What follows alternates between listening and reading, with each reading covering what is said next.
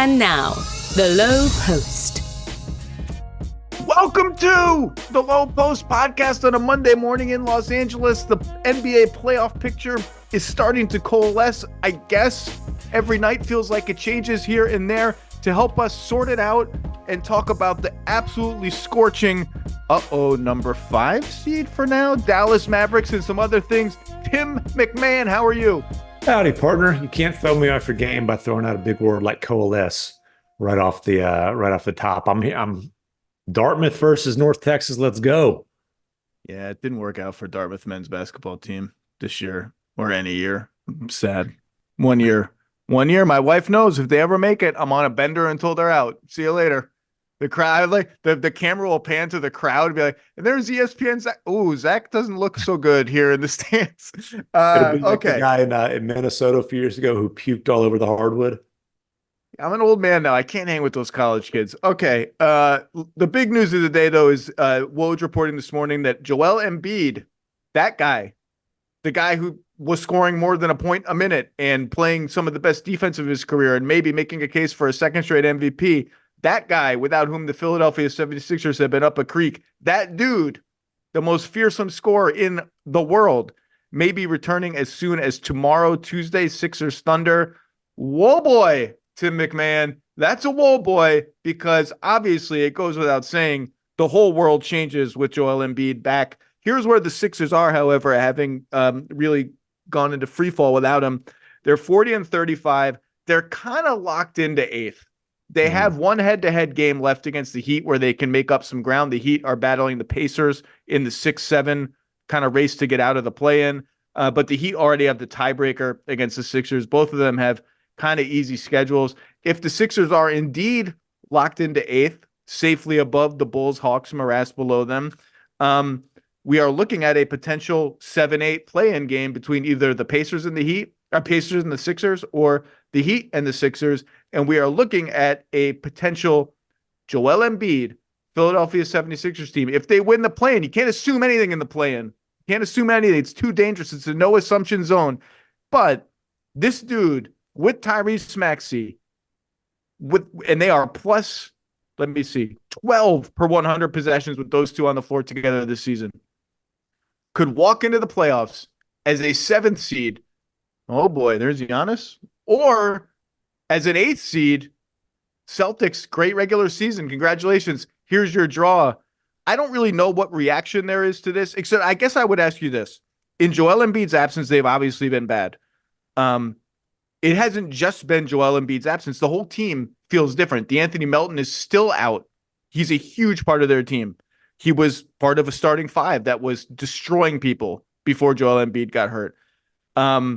Robert Covington's been out. Everyone's been in and out of the lineup. Kyle Lowry is like suddenly a big part of the team. It's Embiid, and it's also like, can they get back to the rhythm, the team they were before? And I think Melton is a big part of that, Tim. Like, their starting 5, this is not a typo. Now, this was compiled against the Wizards seemingly like every other night, but Maxey, Melton, Batum, Harris, Embiid, that 5-man lineup, which was their starting 5, is plus 163 points in 219 minutes. That's like good. Not even possible. What the hell are we supposed to make of this team?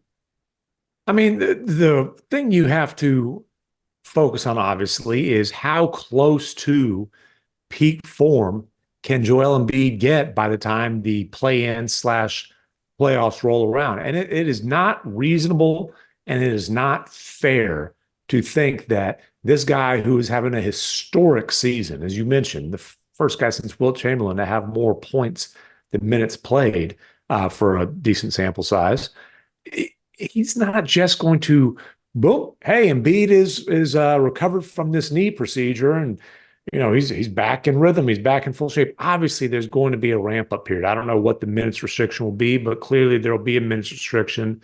They'll take a cautious approach. Is 2 weeks enough time for him to get reasonably close to, forget even MVP form, like superstar form? Because if that doesn't happen, then the rest of the supporting pieces, let's be honest, really don't matter that much. They need Embiid to be the best player in whatever series they end up in, or maybe even the best player in a playing game to earn the right to get into a series.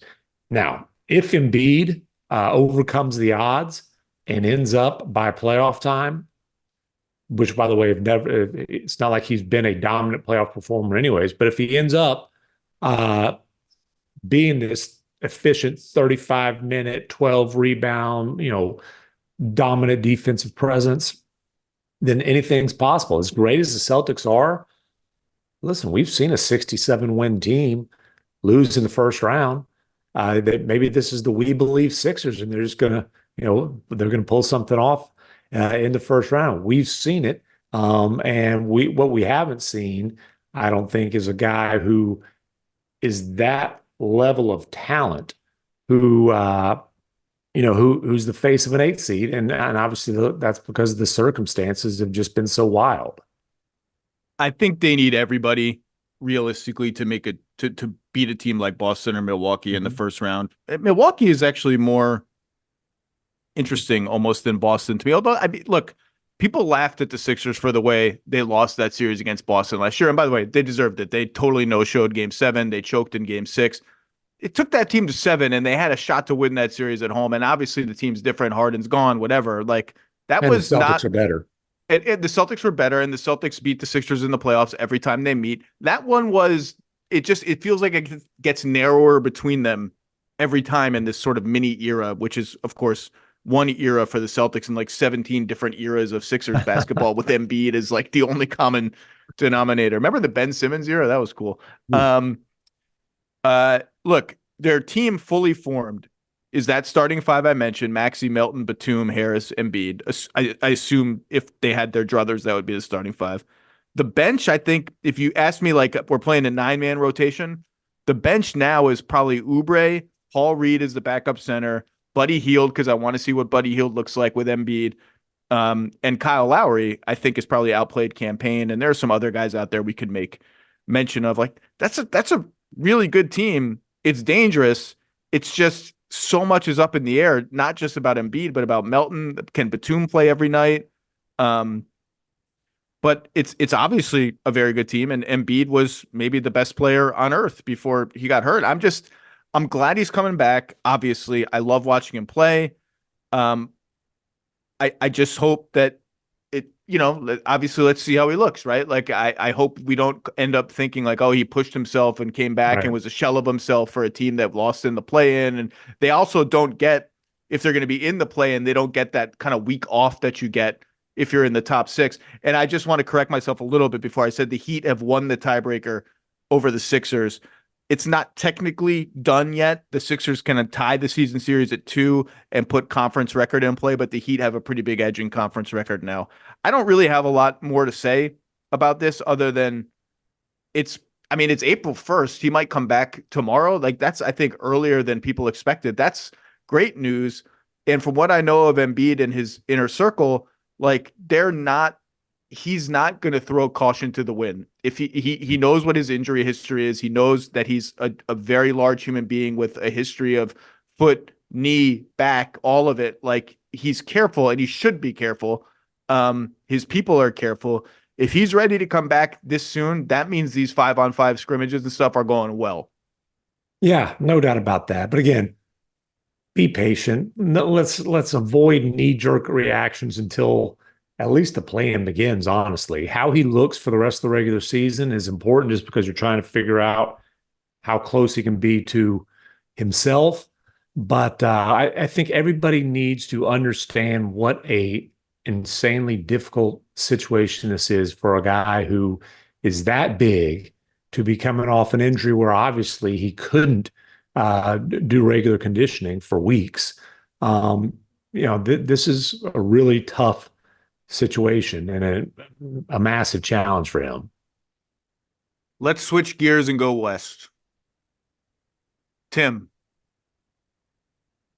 when Luka Doncic made, I don't know, his 5th step back 3 over Jock Landale on a switch yesterday in the Mavericks rampaging win in Houston, do you think something in the force, do you think there was a disturbance in the force in Ivica Zubac's life? Do you think somewhere he felt like a shudder down his spine because not only was Luka Doncic doing to Jock Landale what he has done against Ivica Zubac a million times on a million different high leverage games, in doing so, he elevated the Mavericks temporarily to number 5. They have the tiebreaker over the Pelicans, and it is an enormously complicated tiebreaker that comes down to division record, but they're 5th, and setting up potentially, if this holds, and it will, who knows if it will hold, a third Clippers Mavericks first round series potentially. They faced off in the bubble, and then in 2021, both were barn burners. Both were Luka just raining fire over the world.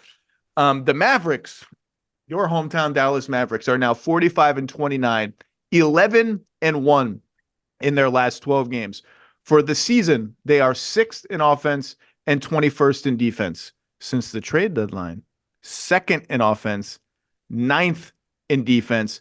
The Daniel Gafford, Derek Lively, rim running, rampaging, dunking everything on your face tag team is dominating at center. They seem to be figuring out the rotation, the right doses of Dante Exum, the right doses of Tim Hardaway Jr., the right doses of Derek Jones Jr., how to fit Maxi Kleber in, when, if at all, to play him at the 5. Luka is making an MVP push. He's at 34 points, 9.8 assists, 9 rebounds. The Mavericks are +5 with Luka on the floor for the season, -2 without him. And so that was the one sort of nitpick that a lot of people made. Oh, they're not that much better with Luka on the floor. It's +4 versus +3. Well, not anymore. This team is absolutely terrifying, and they seem to have a very good vibe about them.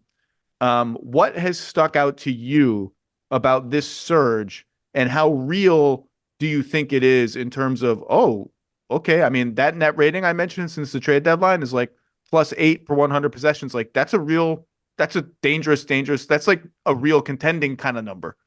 The thing that stood out to me the most is defense, because look, we knew going into the season that they were going to be able to score points if Luka and Kyrie were both healthy, right? I mean, we're talking about 2 of the very short list best creators in the NBA. And like the chemistry between them, honestly, the only chemistry issues between them last year were they were deferring to each other too much with the game on the line. But they've gotten better playing off of each other. Luka has embraced playing at a much faster pace. I don't know what the pace numbers are now, but I think they're top 10 in the league, which is a huge, huge change. Again, with those 2 guys, even last year when they were on the floor together, they averaged 119 points per 100 possessions. They just couldn't stop anybody. So it's the defense that has been most impressive and to me most relevant. And the numbers you threw out, I'll do you one better.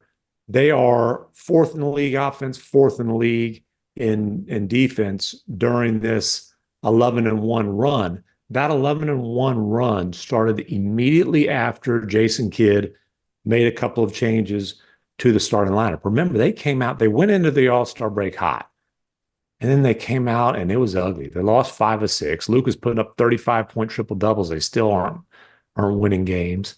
They were dead last in the league in defense over that 6-game span.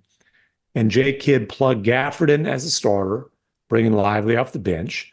And I think most relevant to this defensive turnaround, he put Derek Jones Jr., who is their best on-ball defender, 1 through 4. He's going to get the toughest assignment, and are bringing Josh Green off the bench. Josh ended up hurting an ankle, but still, that was the What do we know about his return date, by the way? He's doing some basketball stuff now. When it originally happened, J. Kidd said at least a couple of weeks. I think he'll probably be back relatively soon, certainly before the end of the regular season. We'll see how exactly he fits in the rotation. Well, honestly, we'll see how, like, Hardaway is their best bucket getter off the bench, obviously, but we'll see how he fits because, again, this team's going to be like, they haven't even really shot the ball that great from 3. They've had some clunky 3-point shooting games. When you have Luka and Kyrie, you're going to score points.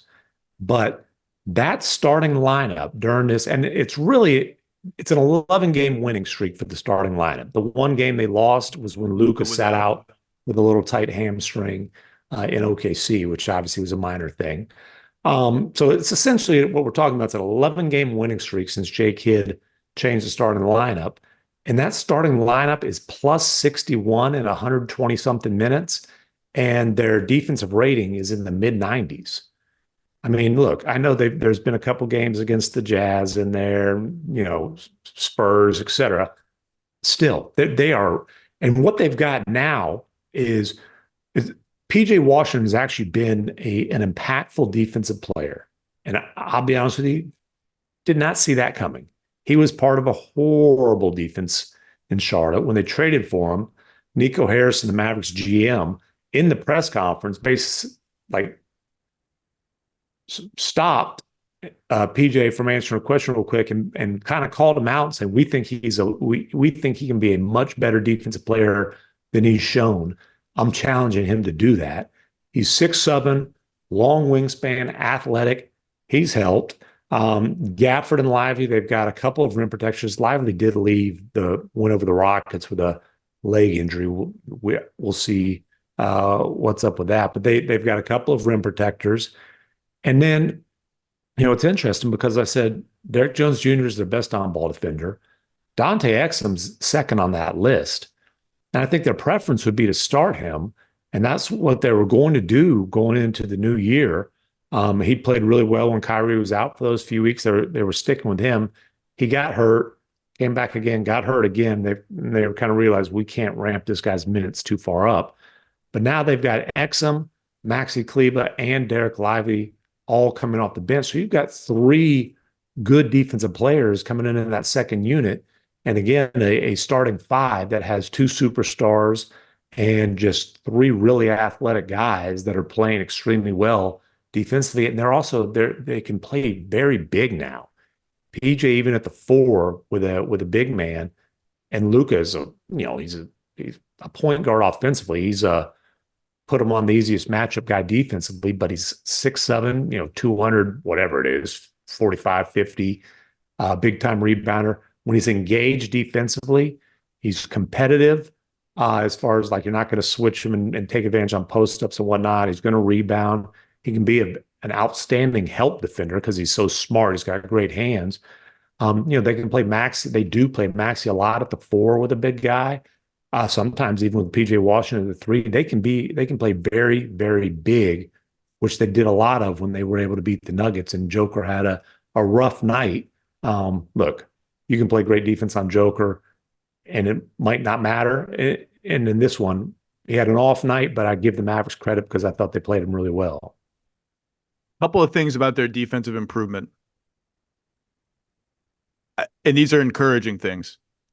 It's not linked to bad opponent three-point shooting or quote-unquote jump shooting luck. Their opponent three-point shooting has been middle of the pack in the stretch. Opponent mid-range shooting has been cold, but those are a low volume of shots. It's really linked to two things that feel sustainable to me and feel very much linked to the acquisition of Gafford and the decision to play a big center more or less all the time. I mean, they'll play Kleber at the 5 now and then. We'll get to that. Mm-hmm. They're 10th in defensive rebounding since the trade deadline. They were 22nd before. And teams are allowing the 3rd lowest shooting percentage at the rim. Maybe it might be up to 2nd now during this 11-1 stretch. Those things don't feel like a coincidence to me. Those things feel like real sustainable parts of their defense, and they do everything else pretty well defensively. You mentioned Exum, who's shooting 50-something% on threes. 50, not 40-something. 50, it's a 5. It starts with a 5. Now, it's low volume, but still. Jones and Kleber. And it just feels like in turning Kleber at the 5 from a core part of their rotation, this is a big, we're going to play a huge amount of minutes this way, to kind of an ace in the hole changeup. I think that's been the correct way to find the best two-way balance on their team. And between Exum and Jones, and we'll see what Josh Green brings, they've found the right sort of placeholder wings and forwards to sort of make sure you have enough good defenders on the floor at all times. I'm not sure how much they can play the Luka, Kyrie, Tim Hardaway Jr. trio in big games, although the numbers have been okay. And honestly, or Josh Green, even though he's athletic, he's struggled defensively. And B, they just have not played Washington, Kleber, and a center all together too much. I think they think that might be too big and too slow. And so they found these sort of right gap fillers to prevent either one of those lineup types from being too big a part of their team. It feels like a very well-balanced, good team. They're +8 per 100 possessions now with Kyrie and Luka on the floor. They're positive in the Luka only minutes and the Kyrie only minutes. And you nailed it. Like, their chemistry together is one of the happiest basketball stories of the season. They have met in the middle stylistically in almost every way. Luka has adapted to Kyrie's pace. He's throwing hit-ahead passes. He's running the floor. And Kyrie has basically been like, you're the guy. You'll cook, and I'll be over here on the other side. Maybe I'll come set a screen for you. I'll move off the ball. When you're ready to kick it to me, like, I'm going to do some damage because you've bent the defense. There's holes everywhere. I'm going to go through them. And their two-man game, it's off and on, but when they do it, it's really good. And I wouldn't want to face this team. I don't care if I'm the Clippers, the Pelicans, the Thunder, the Wolves. And the Nuggets are a different story. Jamal Murray, I don't think, played that game that they beat. Or did he play that game that they beat the Nuggets in? Yeah, he did. He actually had a not great shooting game, got hot. Oh, that's right. They went on the big comeback. And just before Kyrie's crazy 21-foot, made it look smooth southpaw hook, Jamal Murray. Oh, duh. Yeah, that's that game. Yeah. Pretty clean, a really clean look from about 14 feet. So that's right. A look that I talked about this whole game with Mo Dakhil last week, that I kind of liked that shot for Jamal Murray, even though it left some meat on the bone, so to speak, for the crazy Kyrie shot. This team is, look, you and I talked about this after the trade deadline.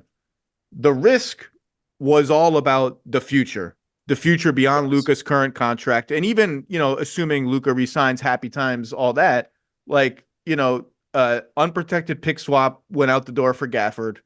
And then Grant Williams and a top 2 protected first-round pick went out the door for PJ Washington. Obviously, an unprotected pick swap with San Antonio went out the door for Grant Williams.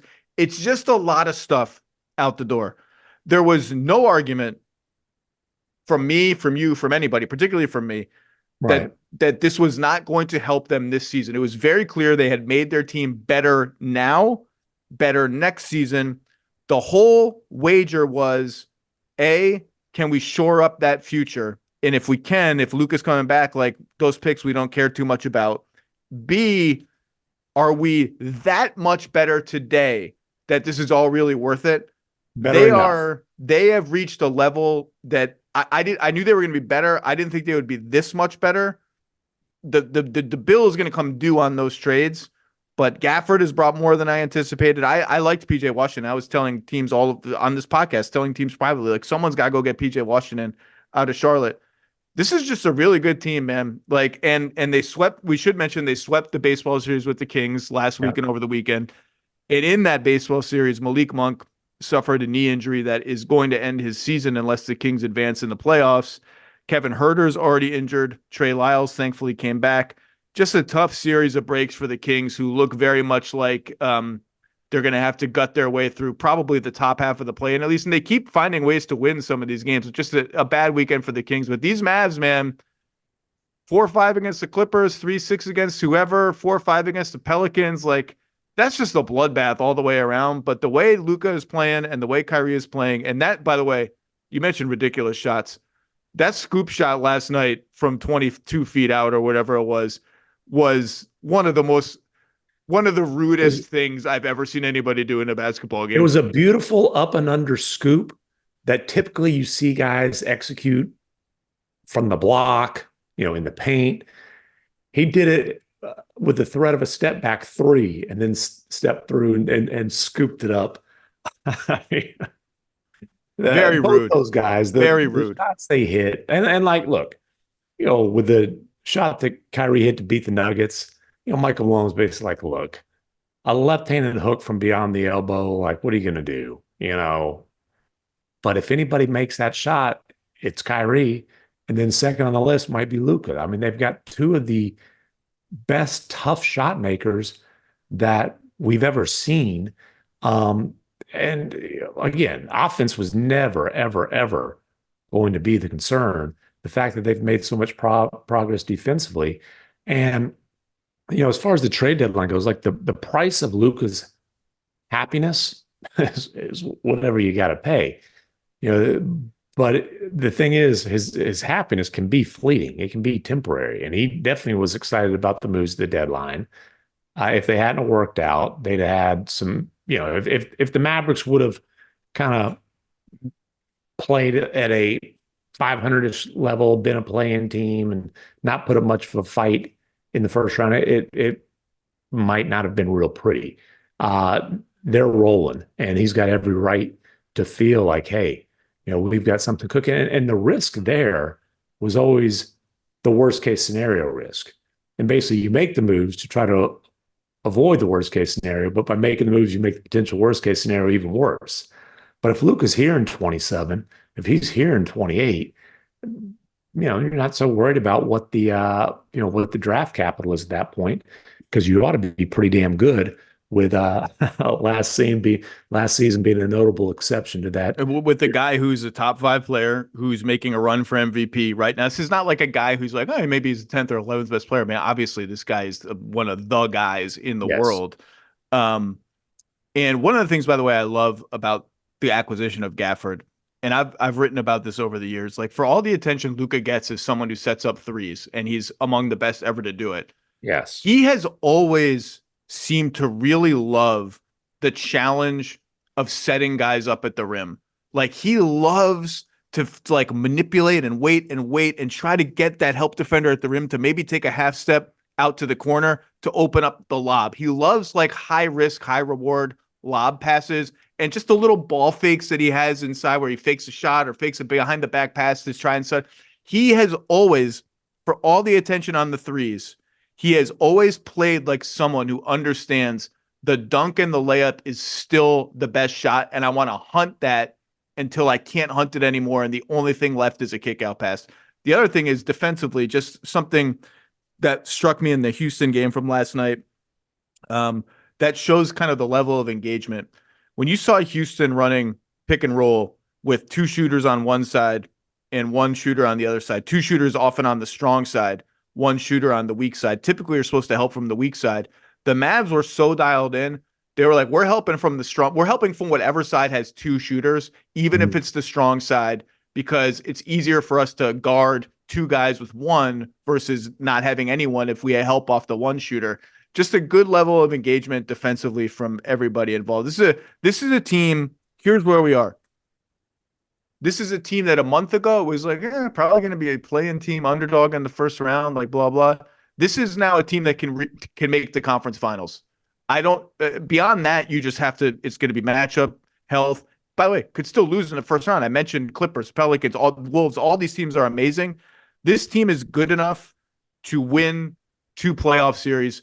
I do think they would probably need to avoid Denver to do that because Denver's on another level when they're healthy. But that's the ceiling now, I think. That's the reality. I don't know if it's a ceiling, it's the reality.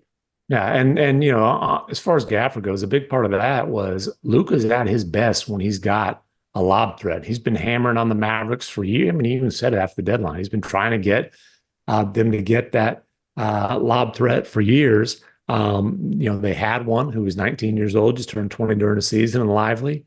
And now they've got another one who's 25. And that's the other thing with Washington and Gafford. Both of those guys are 25 years old, so they could both be long-term fits. But, Luka running pick and roll with a lob threat is as terrifying as anything because there's no good answers. If he's hitting his step back, there are no answers. None. There's just no way to stop this guy when he's in a rhythm, knocking down that 3. The playoff matchups thing's interesting.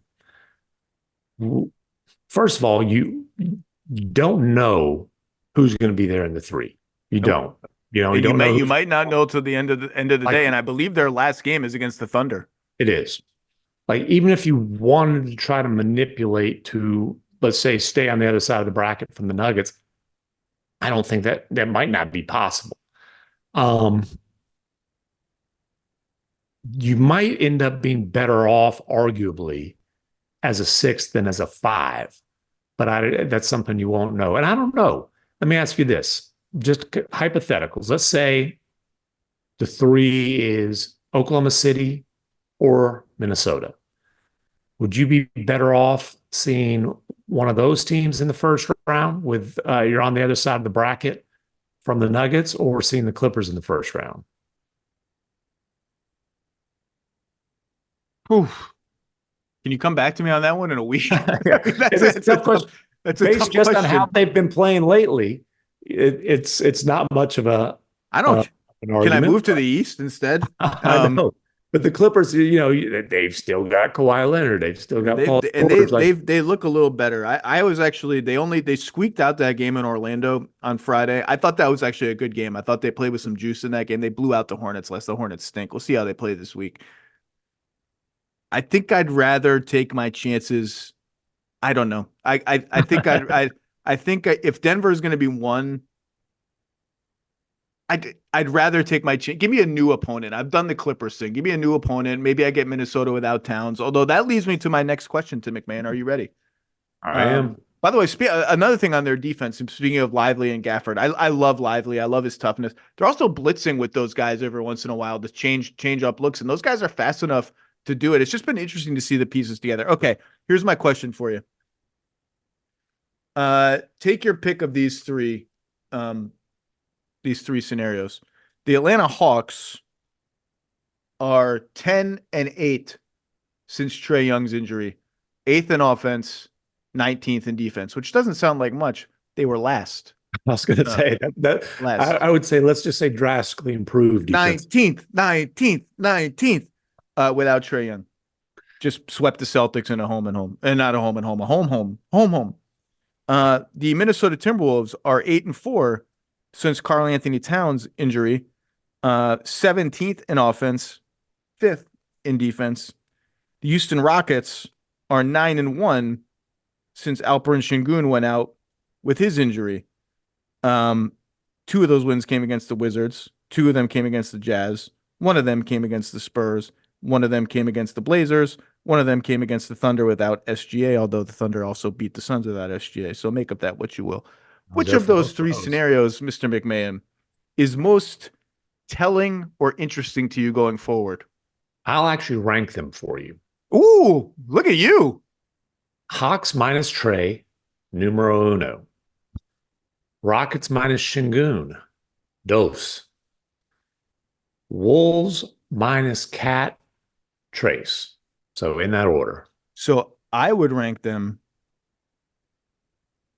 Here's my interest rankings would go like this. Actually, they were very different. And so we'll start with Minnesota because I would rank Minnesota 1.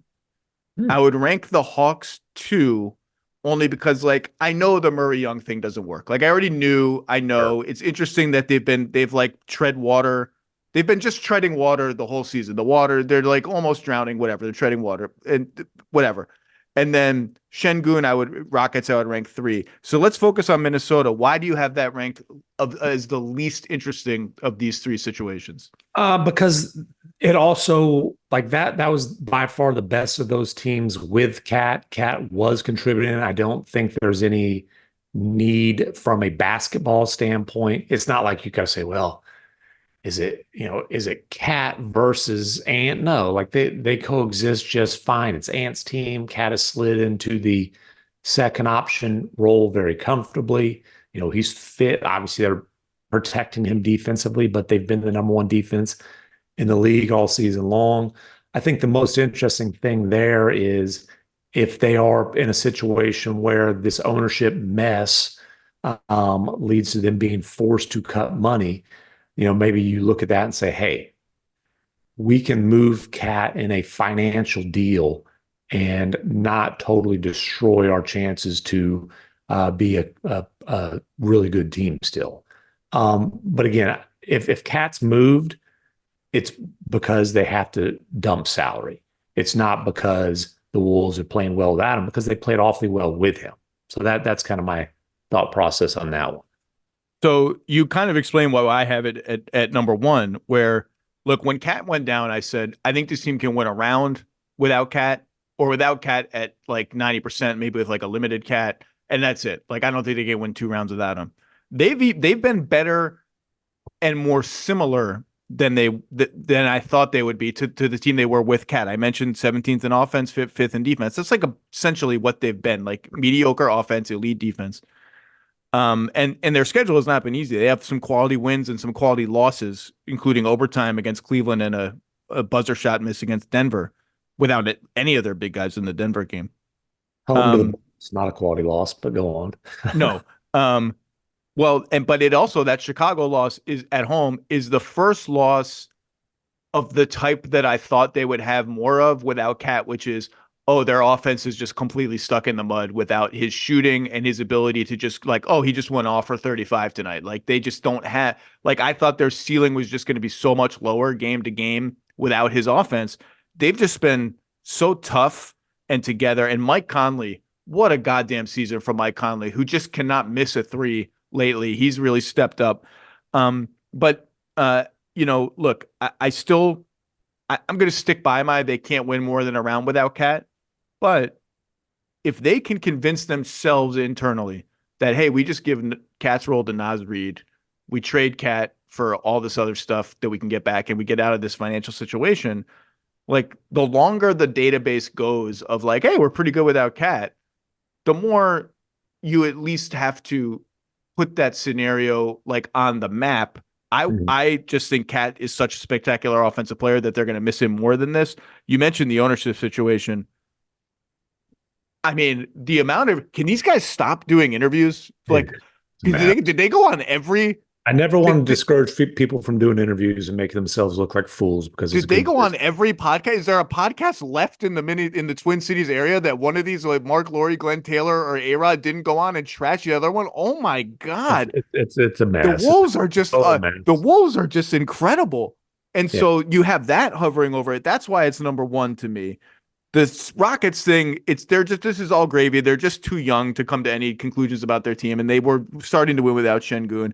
And the Hawks one, it's like, okay, DeJounte plus Trae equals mediocre. One of the other equals mediocre. I just got to trade one and probably just trade whoever gets me the most stuff in the offseason. So it's not that interesting, but the minutes, they're all interesting. Hold on.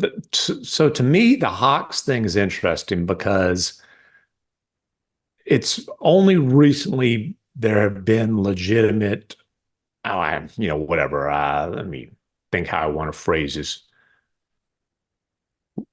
Rumblings about the possibility of Trae Young actually being traded.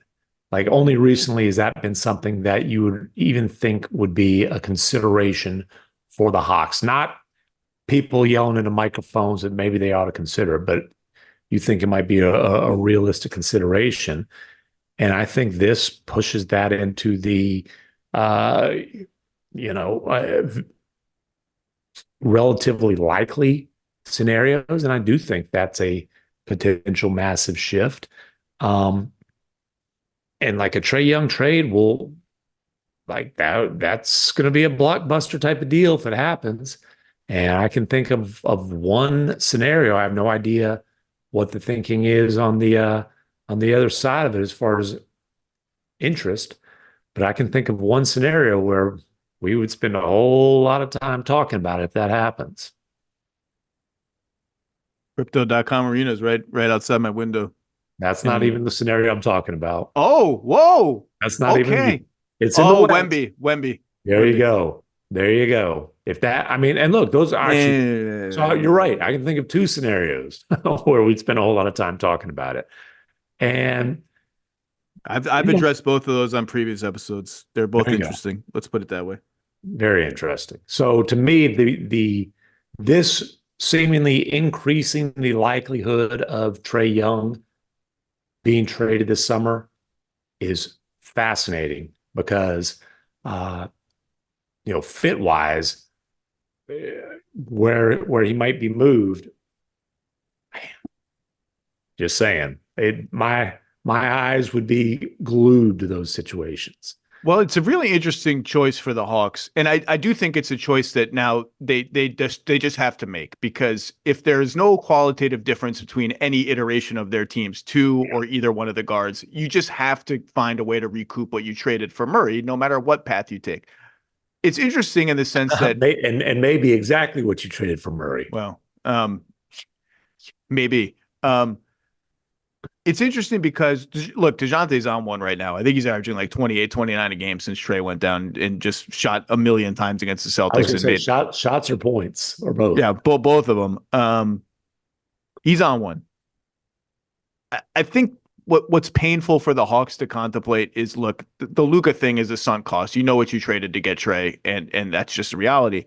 But I do think the highest ceiling for the Hawks in the next 3 years is Trae is just a spectacular offensive player. I think he's probably just a better player than DeJounte Murray. The highest ceiling is keep Trae young. Trae buys in to an acceptable level on defense, which he almost did this year. He got a little better defensively this year, which is, again, he's one of the most harmful defense players in the league. It's not a surprise that their defense has jumped from 30th to acceptable without him. But he buys into a little, he just becomes like shifts his game 10% in all the ways we've talked about him shifting his game 10%. He's never going to shift it too much. That's fine. You want the ball in his hands, a little more off ball movement, a little more screening, a little more running around, a little more defense. You trade DeJounte for a bundle of stuff. You reorient the team that way. That feels like the highest ceiling next 3 years. It's certainly kind of more exciting than like, oh, DeJounte Murray, one-time All-Star, like we're going to build everything around him, and Jalen Johnson, who's awesome. But I don't. But you can probably get more for Trae Young than you can get for DeJounte Murray. So it's just going to come down to what's available and what appetite you have as a franchise for which player you prefer, which player Quinn Snyder prefers. But I do think it's just clear like one of them should be traded. Yeah, I was going to say if they could have traded DeJounte Murray for a bundle of stuff, he'd be wearing a different uniform right now. It's not like they had any shortage of effort on that front before the deadline. So, maybe that changes this summer. Obviously, there's teams that'll have more picks available to move this summer than they did at the deadline, all those kind of things. I just think even with all the flaws that everybody talks about with Trae Young, there will be a higher market for him. And honestly, look, sometimes you get a situation where it's probably just time for a guy to get a fresh start somewhere. And from afar, it feels like that for Trae Young in Atlanta. And look, if I get I'm just making this up. If I get not only picks and a prospect of some kind, but I get a player of the ilk of Austin Reeves or of the ilk of, I'm just not sure what player I'm getting from the Spurs that would make me that excited. I don't think you're getting Vassell, so probably you're not. No, Vassell is not. Vassell is untouchable in a Trae Young trade for me. If I'm San Antonio, I agree. I think that would be more about draft capital than like the player you're getting back. Yeah, if I got a player that I could put next to DeJounte Murray and Jalen Johnson, be like, this is another building block, not as good maybe as those guys, but really good.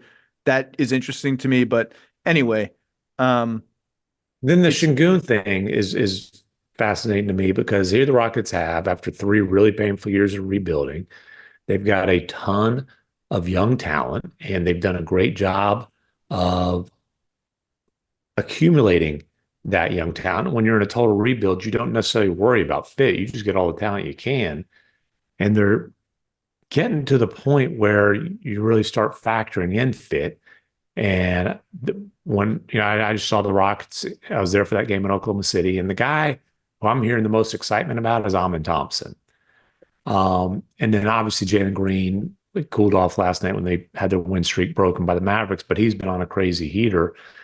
And when I'm talking to people from other teams about the Rockets, I'm hearing a lot of questions of how much of that is because the floor is opened up without Sengun on the floor, and Thompson's basically playing the 5 for them on center. How much can he exist with Sengun? So you're hearing a lot of those kind of things. And the other thing that the Rockets did with the Harden deal, they got all those they have unprotected draft assets from the Nets. So, I said this on the Hoop Collective. I did get a little bit of pushback, but essentially, the Rockets can take a big swing in the trade market, and there would be a good young player in that deal, and there would be picks in that deal. But again, I think they're at the point, or they're getting close to the point at least, where how they're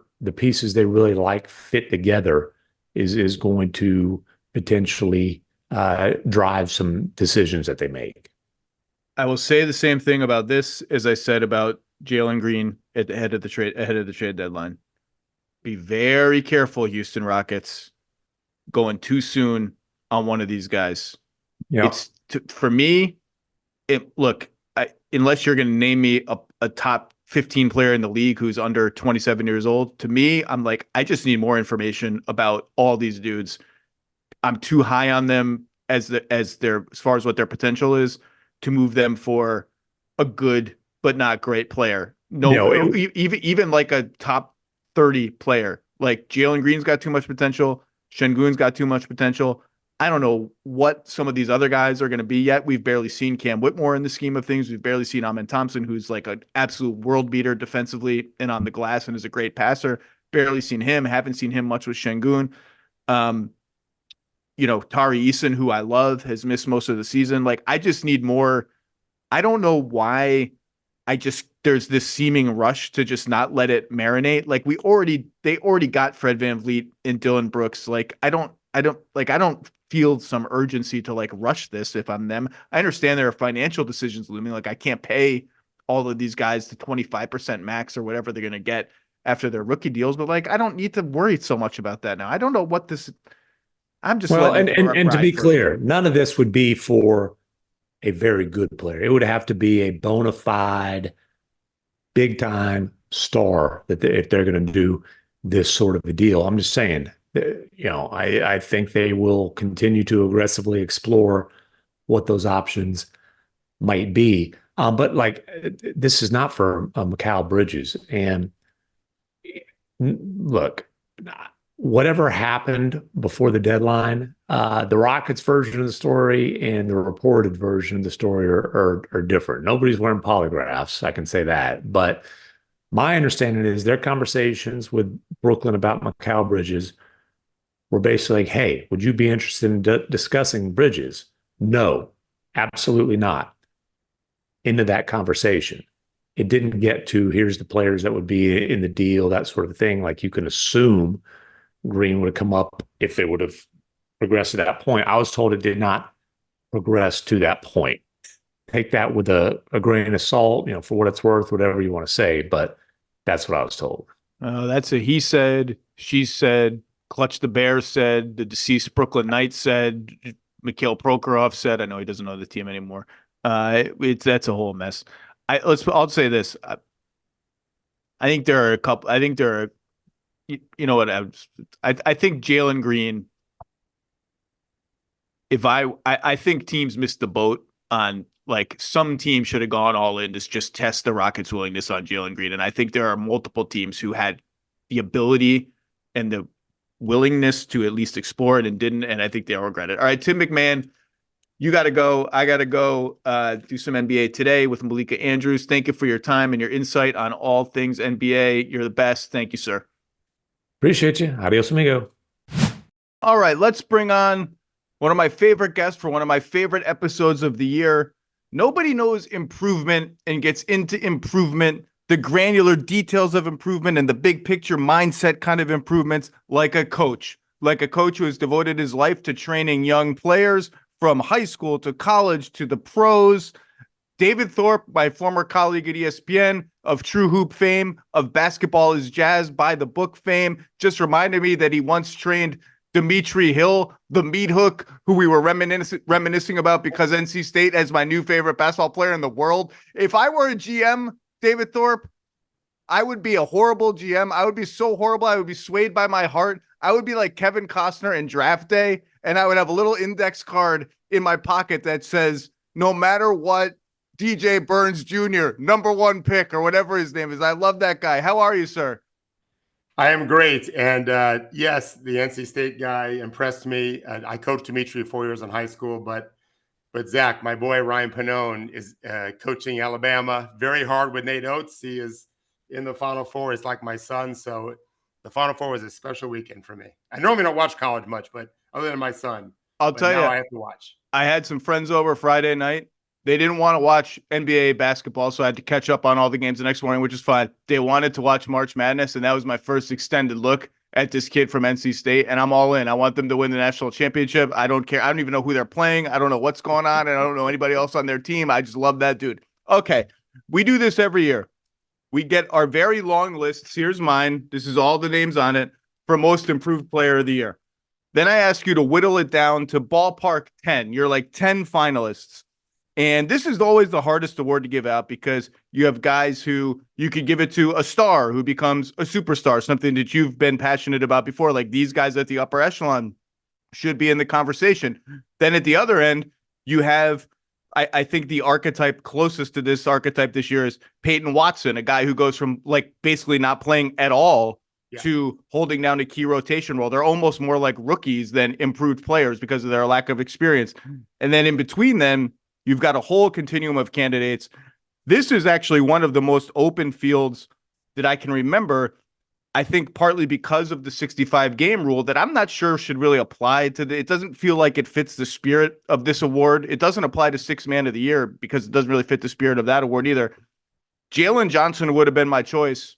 He's not going to be eligible because he's not going to get to 65 games. So I'm just going to cede the floor to you.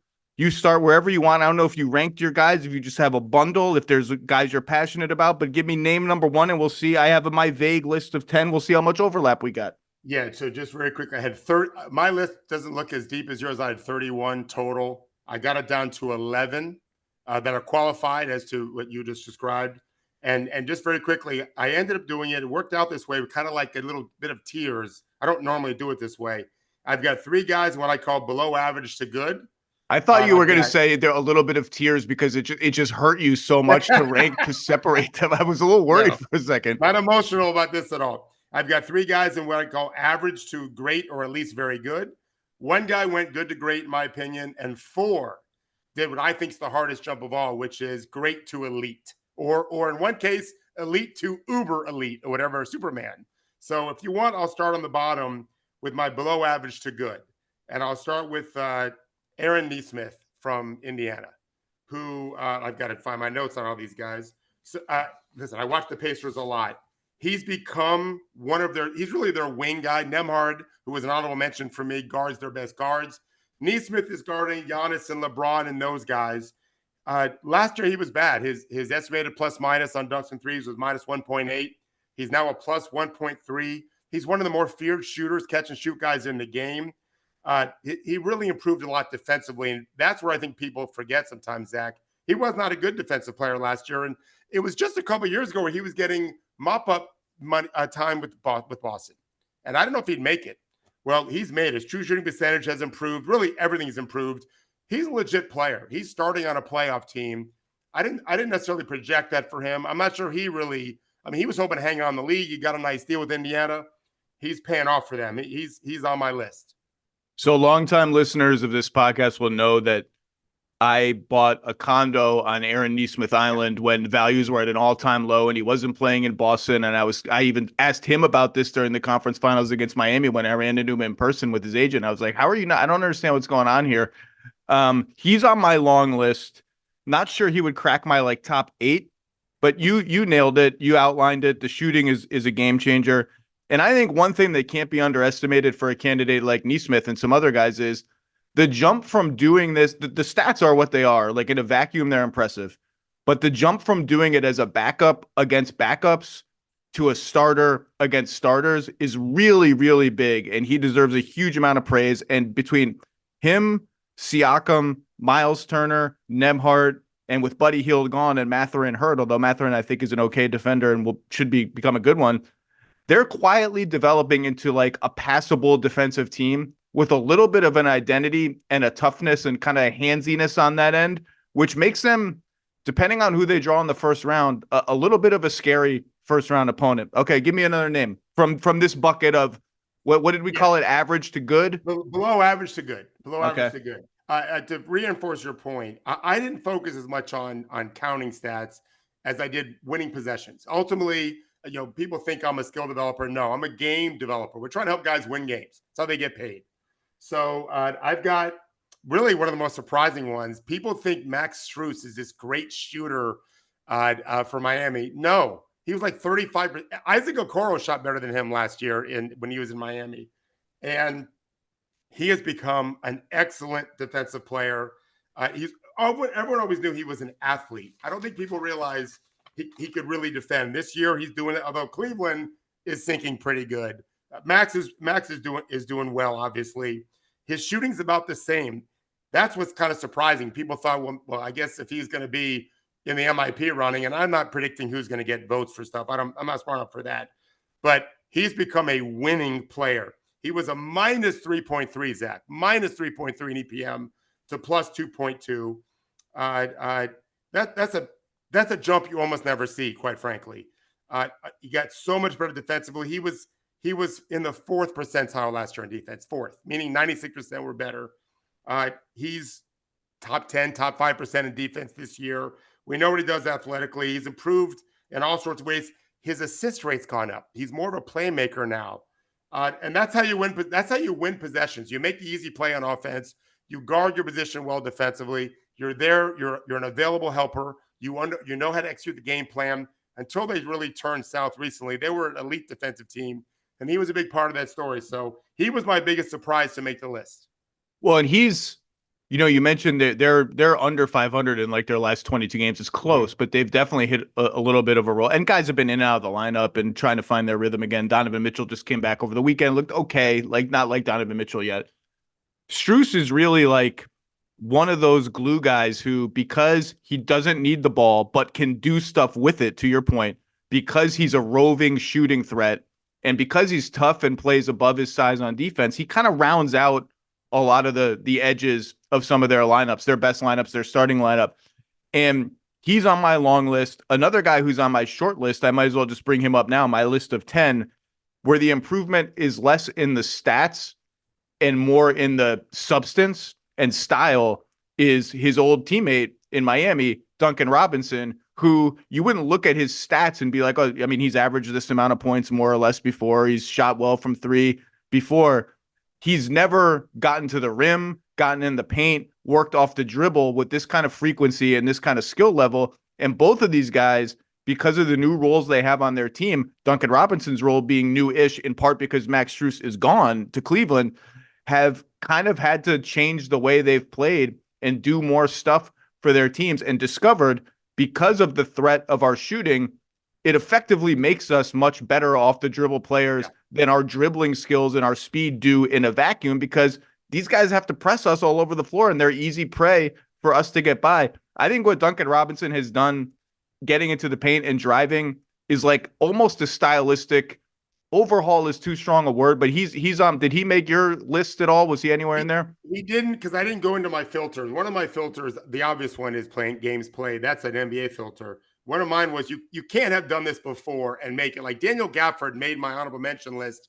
He's been good before, but he wasn't for a good team. And what he's done in Dallas, I think, is pretty obvious. It's huge. But if Duncan's had similar impact seasons, not last year necessarily, but my brother Mike, who's a radiologist out of Miami, has worked for the Heat for many years in many respects, has been pounding me, Zach, to write an article on Duncan Robinson and what you just described. He is a different player. My brother watches all the games. He is such a different player. So I love that. I love that these guys expanded their game. Ironically, Strus did the same thing. It just took a movement to another location to do it. All right, dig out of this bucket again. Let's keep going. I like this. This is fun. My third guy below average to good. I don't know if he'll make your list or not, but he's a favorite of mine. If you watch the Spurs play, you can't take your eyes off Victor. But if you're not paying attention to what 23-year-old Devin Vassell is doing, you're missing the boat. I don't think you are missing the boat. But Devin, when the Spurs are relevant, he's going to be their Chris Middleton. He can create his own shot. I love that comp. I've said it since he was in college. I watched him a lot when he was in college. He gets the really high extension on his jumper. He leans back some.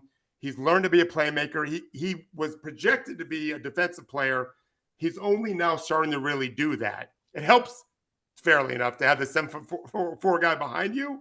But he was a bad player last year. He's only plus 1.3 this year. His shooting's about the same.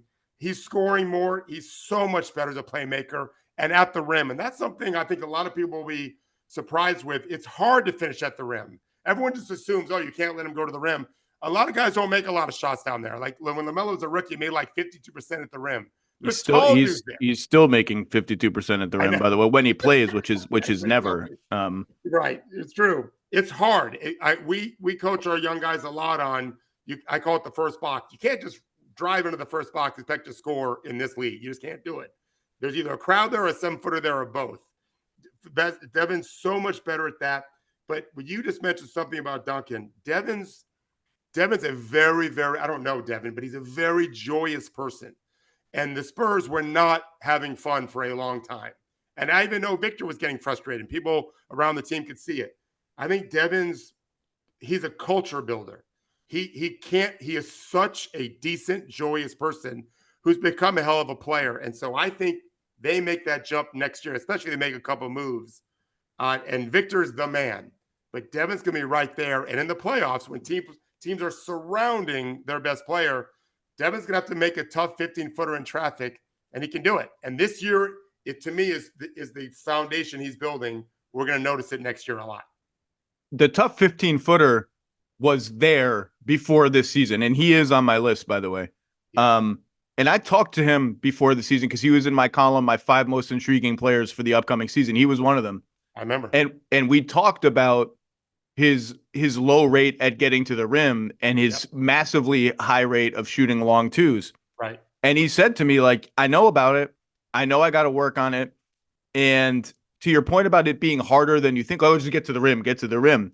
He talked to me about how, like, you get in there and it's like, oh my God, these guys are huge. And he said to me, like, I'm just going to have to go for it sometimes. Like sometimes when it's a little uncomfortable, I'm just going to have to go and try and dunk on people. Might not work out all the time. The playmaking has ratcheted up, and he's going to be a great secondary playmaker for them. I like the Middleton comp almost for as a backhanded in a backhanded way for exactly what you just said of he came into the league projected as like this 3-and-D stopper type. And I'm not sure the stopper thing is ever really going to get there. Like he's been a below average defender. He's a little better this year. I've been kind of disappointed by his defense. And Middleton was the same way where I don't think he was ever quite as good as his reputation on defense, particularly guarding up in size, which is the same issue that Vassell has. But I love Devin Vassell as a player. I said from the day he signed that contract and people were like, what? How much? Like that's going to be a good contract. He's a good player. He's a winning player. And of all the other Spurs around Wembanyama, he is by a metric ton the best fit long-term around him, the easiest fit long-term around him. I can't wait to see what they do this summer. Because Wembanyama is just insane. I mean, there's no other word for it. Okay, keep going. I like this bucket. Okay, so last one, right? We got one more here? No, now we get to my average to great or at least very good. And in this grouping is the guy, if I had a vote, I think I'd vote him to win it. Okay. So I'll lead with him. Yeah. I think you called him J-Dub. I have Jalen Williams. His jump from really average last year to obviously such a terrific player. I think the metrics are probably speak for themselves. He's in the 94th percentile on dunks and threes. After last year being the 67th at -0.3. The jump he's made offensively, he's done the same thing defensively. I think he's playing out of position and still doing it. Assist percentage is up compared to last year where his turnovers are down. He's in the 96th percentile on three-point shooting at 43%. That's pretty stunning. It's the three-point shooting, by the way, is crazy because there wasn't a ton in his track record that suggested he would get to this level this quickly. And you watch the Thunder, like, these are not easy threes. Like a lot of these are pull-up threes against, and he's just, anyway, continue. So I had an agent call me when he was at Santa Clara asking me, it was a West Coast guy. He said, hey, have you ever heard of this kid? I said, no. He said, I have a chance to recruit him. I don't know if he's good enough for the NBA. He's not on the mock draft boards. Will you watch one film? And I swear I called him 5 minutes into this energy film and said, he's a lottery pick. Are you kidding me? He's like, lottery pick? I said, he's going to blow out the draft situation. This guy's a lottery pick. Recruit him. He didn't sign him, but he started recruiting him hard right away. But I didn't predict this. One of the interesting things about him is, so when he's paired with SGA, they're plus 5.5, which leads the team. I won't read the list. Something of 8 different combinations that are better. There's only, I think, 1, 2, 3, 4. There's 8 combinations better. They're the world's greatest players. And then there's SGA and Jalen Williams. And that's what kind of did it for me because of what the team has done. I thought the Thunder would be better last year. They won their 42nd game, whatever, this year months ago, which is more than what they won all of last year. So to me, that's the biggest thing. They're, as we are recording this, the number 1 seed with a rookie at center and a little dude at point guard that he's pretty good, Lou Dort, obviously. An Australian that's just now starting to play pretty well. How are they doing it? They have maybe the world's best player right now. We wrote an article about that, and Jalen Williams. So for that, I gave him my top billing. I don't really care, but that's what I thought anyway.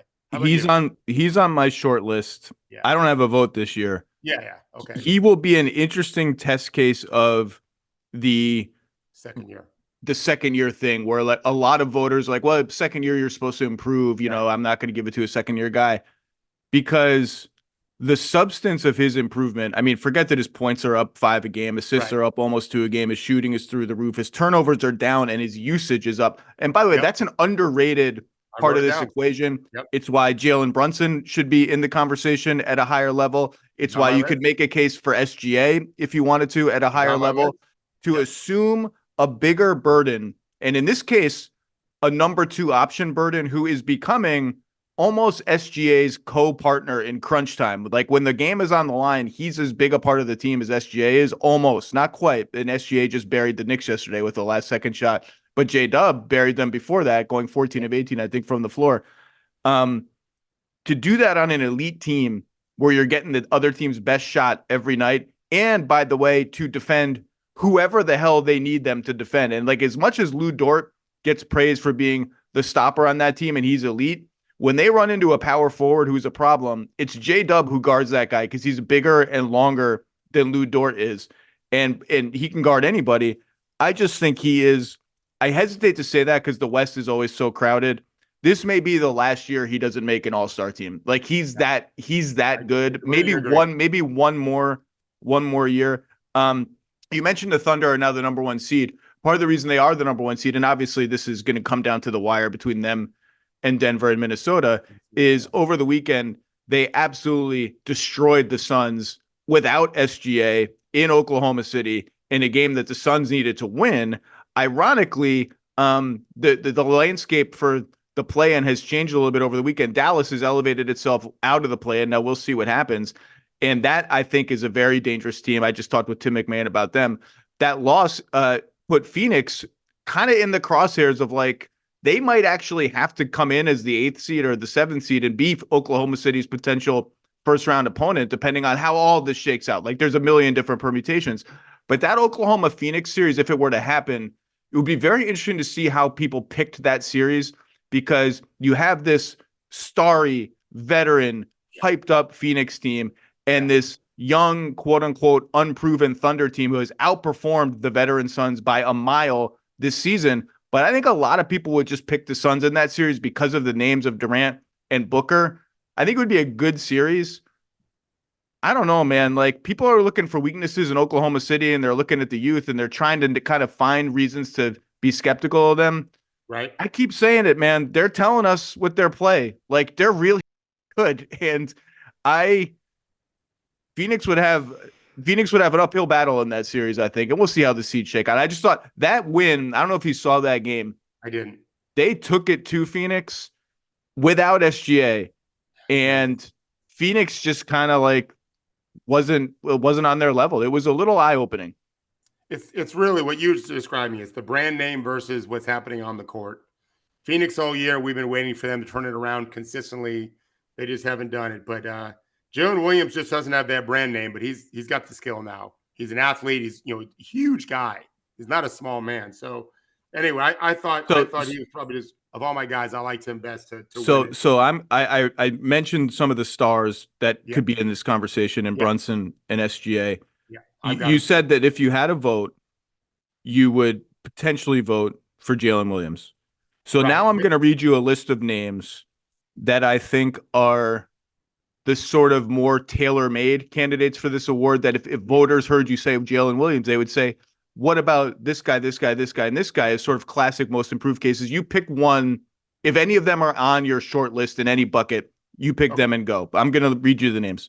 Okay. Kobe White, Alperen Sengun, who is eligible despite not making 65 games, at least to date, Jonathan Kuminga, and Cam Thomas.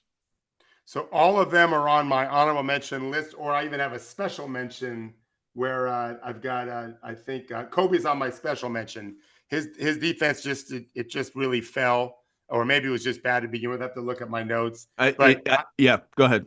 I've watched him a lot, though. I really am very happy with the way Kobe's playing. I'm not friendly with him, but the Bulls are spunky. I was telling someone the other day, I talked to a player on the team early in the season, and he was like, we're done. Billy's done with us. We're done with him.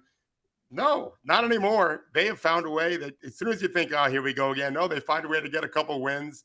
Kobe's a big part of that. He's an interesting guy going forward now. The other ones all were honorable mention for me, just because I was looking more at metrics. But what you said is exactly right.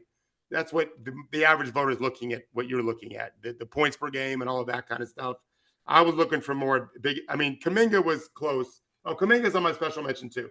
He was second on my list for a special mention. So he's a terrific story. I wrote about him recently, where he kind of demanded, "Hey, I need to get out of here if y'all going to play me more." And so they said, "Okay," and it's worked out pretty well. Is that your list of you're going to? Pick they're all on my list of like 10 to 12 finalists. I agree on Kobe White's defense. I think his off-ball defense in particular has been kind of a mess, and the Bulls' off-ball defense in general. They don't seem to know what they're doing in terms of when to help, what shooters to help off of, where to help from.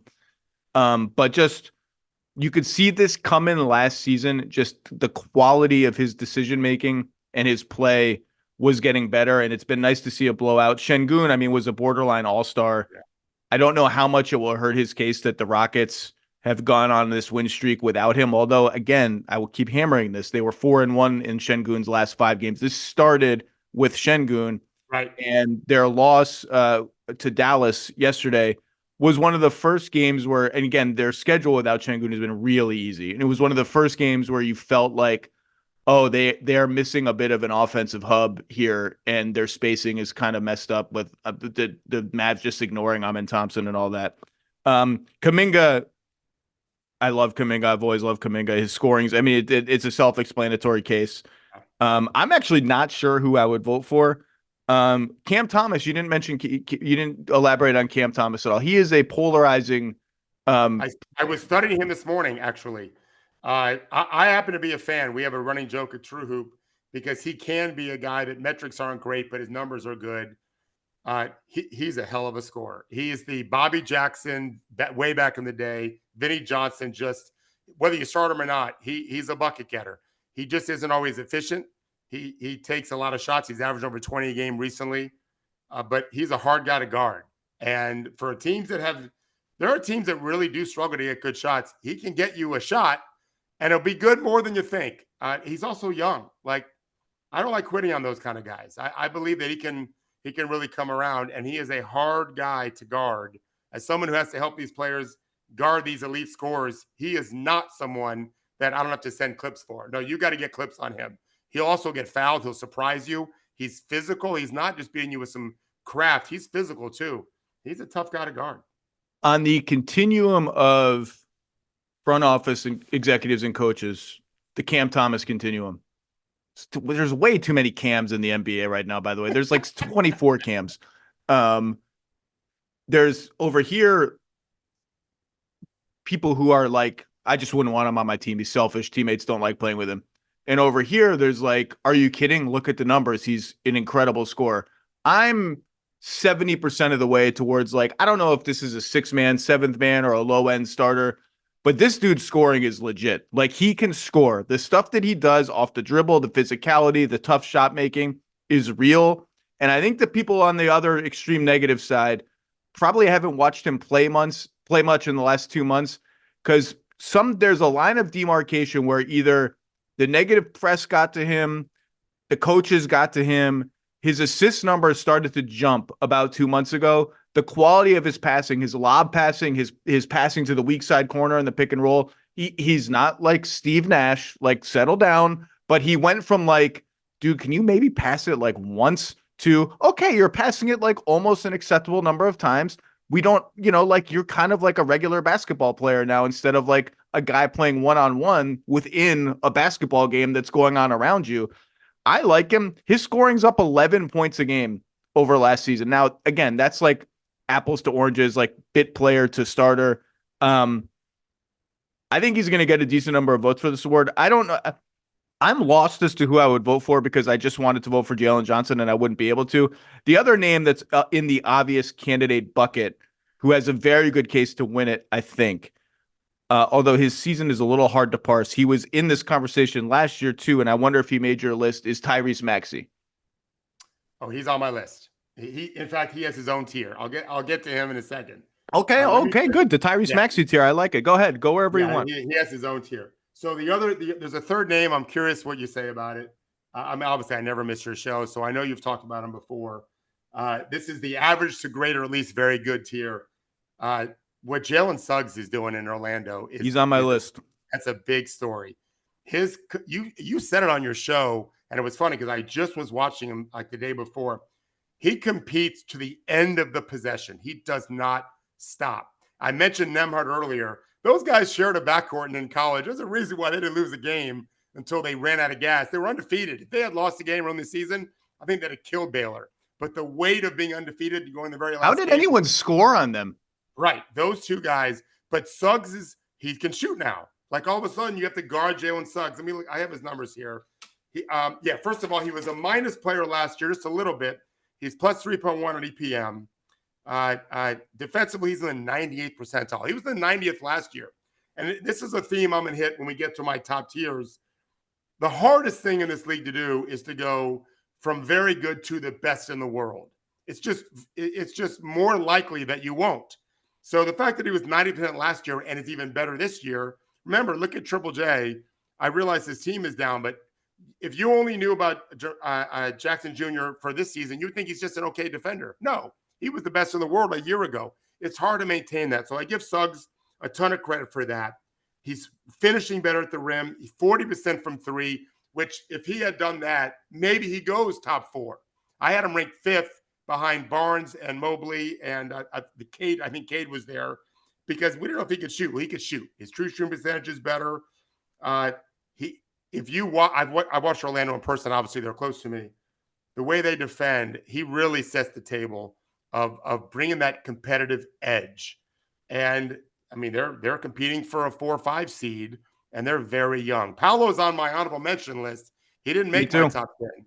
He's on my honorable mention list too. His passing has hit another level. Incredible. His defense has been better. I mean, Paolo, people don't think of him as a defensive player, and he's not driving the Magic's defense, I don't think, but he's not hurting the Magic's defense. I think he's a probably neutral to net plus defender. He's big, he's fast, he competes. And that's the thing about this team. It's a combination of Mosley and a guy like Suggs at the point of attack. Like no one views defense as the responsibility mostly of everybody else. And I do all this stuff on offense, so I can sort of not pull my weight on defense. Everybody feels like, no, I got to pull my weight on defense. Otherwise, like these dudes like Jalen Suggs who are flying around, they're going to embarrass me with their defensive effort. And I think that's a big part of their team. Jalen Suggs as a rookie shot 21% on threes, 21%. And before you say, well, he probably took like 4, he's probably like, 9 for 40 or something. No, he was 42 of 196 as a rookie. He's at 40% on 7 threes per 36 minutes. It's one of the greatest shooting jumps that we've seen in a long time. Defensively, he's a monster. This team is a lot of fun to watch. Now, they still can't score very well. They still need more shooting. I don't know what's happened to Franz Wagner's three-point shot. I still have faith that it will recover. I don't think there's anything wrong with it, but he's on my list, and he's a delight to watch. And look, he's not going to get enough minutes to get any kind of awards consideration, I don't think. Jonathan Isaac. It's the most exciting thing happening in the NBA right now. I mean, I keep saying this, and nobody watches the Magic. I'm telling you right now, you watch the Magic, this dude is hitting threes. He's a little more comfortable off the dribble. and his defense is like, He's the it's best. like having 7 defensive players on the floor. It's Yeah. it's incredible. People who are not watching the Magic, just watch Jonathan Isaac's minutes. It's the most exciting under the radar nerd thing happening in the NBA. It's so true. I of course, you would recognize it. You watch a lot. He's the best defense player in the world right now. It's not even close. Actually, I actually don't even like. I think he's better than Wembanyama. Like he's the I best think in the world because he's quicker. Wembanyama is a story in himself, but yeah, he's going to play 20 plus minutes in these games too. So in the playoffs, like if they get, even if they're not going to get to 6, they'll probably stay above that. But them versus Milwaukee, that could be just because he can give Giannis some trouble. I just don't think he'll get enough minutes to do it, at least this year. All right, so let's get to the Tyrese Maxey tier, which he's the one guy that went from good. He was good last year. He's great this year. And that, again, he's had opportunities to be because Embiid's out. But Tyrese Maxey, who went from a 2.2 EPM to 3.3, which is a big jump. It gets him in a very good territory. Really made a big jump offensively, has not defensively. But I always remind people when they look at defensive metrics, we still evaluate defense based on whether they score or not. And so you can't help but be better when the guys around you are better defensively because the ball goes in less. You're not going to ding a guy for just a good contest. You have to look at whether the ball goes in or not. And without the big fella, guess what? They're not as good defensively as they were before. So I think that's probably the biggest reason. But his points for 40 is up. His assists for 40 is up. His turnovers are down. His free throws are way up to 5.6. Obviously scoring 25 a game from 20. To me, it's he was one of the easiest guys. He was always going to be on my list of top 10, top 11. I just didn't know where exactly. But what he's done is, and I was a huge fan of his. I actually spoke to him and his father coming out when they were looking at agents and everything. I really thought he could be a great player. I was right. He's a tremendous player. Yeah, he was in the short list last year. I think he finished top 6 or 7 in voting for this award last year. You made the case. I've been watching the Sixers in the last 2 months. I almost feel pity for him. They're just missing so much with Embiid, and they've been missing so much around Embiid, and he's just tireless. Like some nights it's not as efficient anymore. It's like 10 of 24, but they just need him to do damn near everything on offense. I mean, Tobias Harris went a month where it was like, is he engaged? And now he's back engaged, and that's been helpful. Batum's been making shots. Kelly Oubre is always engaged, man. Kelly Oubre will shoot. You don't need to ask Kelly Oubre to take more of an offensive load. That dude will shoot. He's on my list. Let's see who else. I'm going to give you. Do you want to talk about? Give me another name. Give me some other names. I've got 4 names to go, and these are let's do your name. Let's do your names. Okay, I don't know if you'll have these because these are just unique to me. They've made the jump from great to elite. They're the best players in the world. That made a jump to get there. It wasn't like they just maintained it like most great, like Giannis went down. Like some of these guys went down a little bit. They're still the best players in the world. So let me stop you there. Go ahead. I was having this conversation about the Bucks. I was talking to an executive on an Eastern Conference team last week about the Bucks and just how puzzling they've been. And every time you think they've turned the corner, they turn back the other way. And how I'm like, I just can't. I need to see this team more with their best players. Middleton's just getting back. He finally had a good shooting game the other day. Like, I can't dismiss this team. And he actually said what you just said, that he doesn't think Giannis is quite as good this season. And I was like, really, man, the numbers are like outrageous. Defense is still pretty goddamn good to me. Like, what am I missing? Like, you're the second or third person to say this. And like, you're not saying that he's not one of the 5 best players in the world or anything like that. Just saying that he's like a teeny bit down. Yeah. I haven't seen it. What am I missing? So first of all, I think like Jokic, who's also down this year, I think they just as competitive as Giannis is, and he's more competitive typically than Jokic in the regular season. And it comes out in different ways because he's so much more athletic to begin with, plays more explosively. He's not the same defender at the point of attack that he was. That's to me the biggest thing I noticed when I'm coaching. When I'm helping guys against him, we try to attack him from the perimeter. I just don't think he cares as much. I may be wrong. We may find out in the postseason. No, he got it. He doesn't have in the regular season as much. He's 7 feet tall. It's hard to do it anyway. Jonathan Isaac does it. Giannis used to do it. This is why Bud who was ripped apart for it, was always hesitant to throw him on the elite perimeter scorers on the other teams, even though that was the demand from the media, from fans. They just didn't think that was his strength defensively. And I agree with you. Like, he gets roasted sometimes this year. Now, he's so big that it doesn't even matter.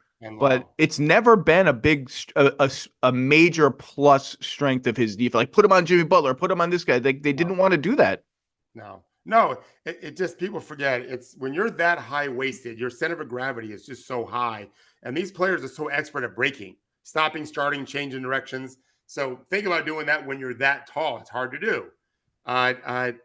They'll scheme it up probably in the postseason. Some we'll see. I think we'll see premier Giannis when it matters. I've also struggled. I've been wrong a few times already. Just when I think, oh, they figured it out, they didn't, and then I thought, oh, they're screwed. Then they start winning a bunch of games. They're allowed to kind of work some things. I know this, when I was breaking down the best duos for Jalen Williams and SGA, boy, there was a lot of Milwaukee players on that list, and Dame was involved in all of them. They're plus 16, really good. Yeah. Plus 16 per 100 possessions with their 4 best guys on the floor. Yeah. The two stars, Middleton and Lopez. The depth is an issue in Milwaukee because those other guys are good. All right, so give me the 4. Give me the 4. Yeah. Good, so great to super duper. This might be everyone's favorite player that isn't superstar status. What Derek White has done deserves mention on my list. He is he was in the 94th percentile last year. And Zach, he's in 97th this year, by the way. Daryl Morey taught me something many years ago. You remember my kid, Kevin Martin, and Daryl told me Kevin improved from like 87.5% from free throw line to like 88.5 and then 89.1. He said to me, David, that's like lightning striking. But when you're that level, you can't just keep getting better. So I always think about that. So Derek White at the 94th percentile last year, how are you getting better than that? Well, he did. He is, if you look at the best duos, he's right there with the Boston players. He's not just improved offensively. His defense has stayed the same. It's all he needed to stay because it's elite to begin with. He's finishing better at the rim. 68.8% at the rim is really hard to do. He's 40% from 3. Free throw, 89.8. True shooting is up to 61.6. These are like career bests, big jumps. If you follow his chart, he's never had a season like this before. That was one of my rules. I filtered you out if you'd done this before. He's never done it. And so I felt like when I'm honoring the world's best players who weren't necessarily quite there last year, I felt like I have to include Derek on that list. I love that you put him in this tier because when I was going through my all NBA list, he's on the long list. Like, he's not quite dynamic enough as a scorer to get in that conversation, but like he's been such a fantastic all-around player that he deserves a look. And like, to your point, he's an engine on offense for them. He's not a bystander. Like, I haven't checked in a couple weeks.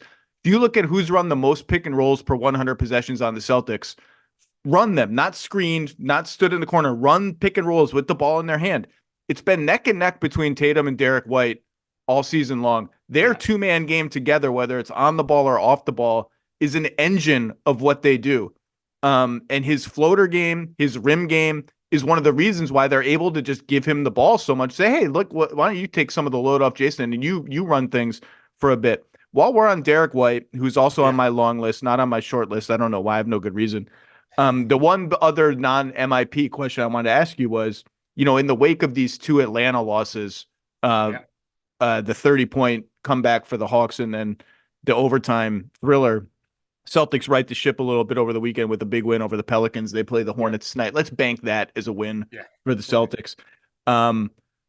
Their crunch time offense is a talking point every time they lose. They can't lose a normal game ever. Every single loss they have is like a cataclysmic event because they lose so rarely and they win by so much that they rarely like win a normal crunch time game. So it's almost to their credit that we treat every one of their losses like a cataclysm.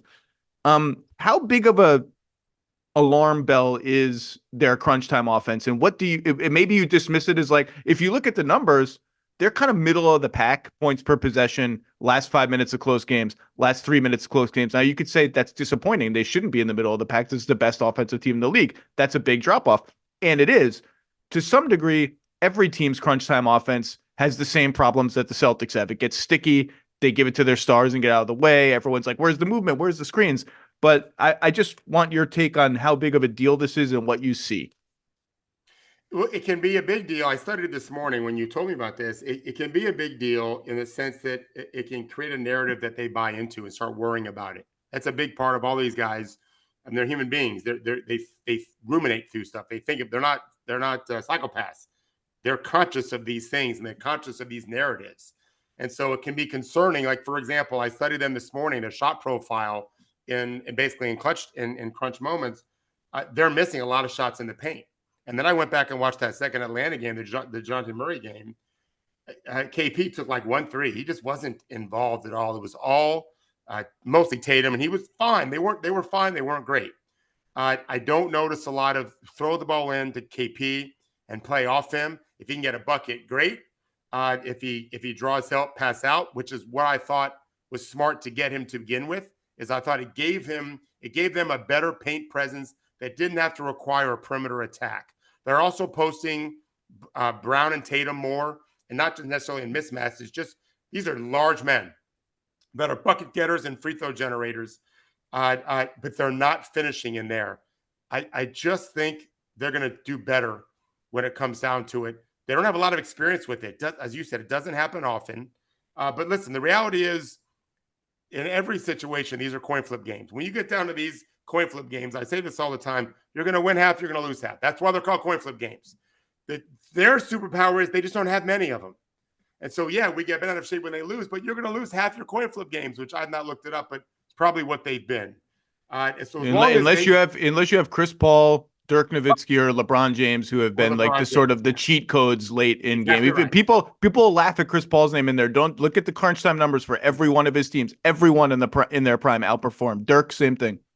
Zach, you're exactly right. I remember talking to Henry Abbott about this, my partner TrueHoop, a decade ago. He said, David, who do you think are the two best players in crunch time in terms of points per possession? Not for themselves. Who cares who scores? For the team. And I didn't remember the answer or not. He said it was CP and LeBron. This was 10 years ago. But it hasn't much has changed. That's decision-making. That's where I wonder, too. And I want to say something about Derek White. Something I've never noticed with him before is if you score on him, he now is at a point where he realizes, I'm coming right back at you, bro. It's not just Tatum doing it and Brown. He'll do it, too. He'll steal your heart away. When you finally get a bucket on him, which is not easy, he won't just let a teammate do it. He'll do it. But to your point, Jrue Holiday ran the Bucks along with Giannis, but Derek White's running the Celtics. It's not Jrue. It's Derek much more so. And so this is not something he's done a lot of in clutch moments for a heavy favorite. I don't know, Joe, but I like their mentality and how they've just kind of played through all the drama and they still bring it and bring it and bring it. That starting five is so amazing. They need to suffer a bad loss in the first round and survive. Like it's okay. This is part of the playoffs and not panic. When they start panicking, I'll worry about them. So you said a lot of smart things. Number one, the narrative in their head, I think Joe Mazzulla has addressed that head on and said, I want our guys to enjoy this. I want our guys to enjoy the process, even though it's going to come with all this noise. I think that's his way of saying, like, you just got to live with this noise and keep playing. Number two, look, this is not a media creation. This is a real issue for the Celtics. I don't think it's necessarily a dire issue. They don't have a lot of issues. This is one. You mentioned Porzingis and his lack of involvement.